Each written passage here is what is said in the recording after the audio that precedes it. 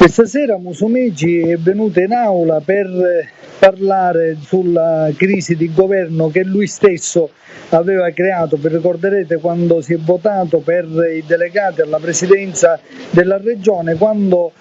lui si è reso conto di essere stato votato per ultimo e la sua stessa maggioranza non gli aveva dato i voti, si era imbestialito, da casa li aveva insultati considerandoli scappati di casa, infame, vigliacchi e tutte queste belle cose, e poi minacciando l'azzeramento della giunta. Qualcuno in quell'occasione si preoccupava anche che lui poteva dimettersi, ma invece poi tutto questo ovviamente non è successo. Oggi viene in aula per raccontarci che scherzava,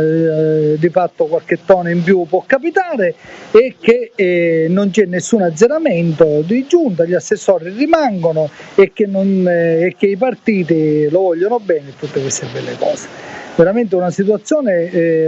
drammatica, perché tutto questo accade quando ci sono tutta una serie di problemi nella nostra Sicilia che sono problemi irrisolti, quando noi ancora ci troviamo con l'emergenza Covid e con una politica che abbiamo visto affrontare per l'emergenza Covid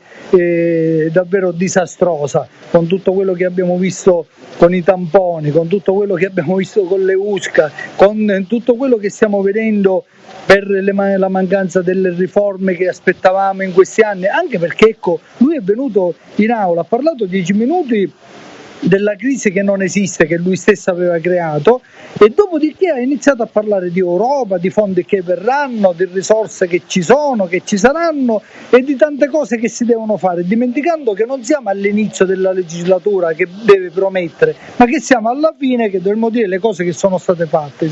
Dimenticavo, si è fatto 30 minuti di comizio sulle cose che dovrà fare, quando invece noi ci troviamo situazioni drammatiche che riguardano le camere di commercio che hanno subito quello che hanno subito, mortificando i territori, situazioni incredibili che riguardano le riforme appunto che aspettavamo per la forestazione, per i consorzi di bonifica, per la casa, cioè tutto quello che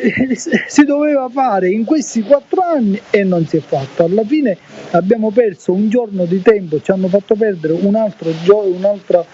giornata d'aula. E la cosa più antipatica, non abbiamo avuto la possibilità neanche di poter parlare, perché avevamo un punto all'ordine del giorno, con un solo punto all'ordine del giorno alle minoranze, quindi al Partito Democratico e al Movimento 5 Stelle, sono stati dati solamente 20 minuti per poter intervenire. Il Partito Democratico ha diviso i 10 minuti in 3 interventi, e quindi veramente anche questa azione di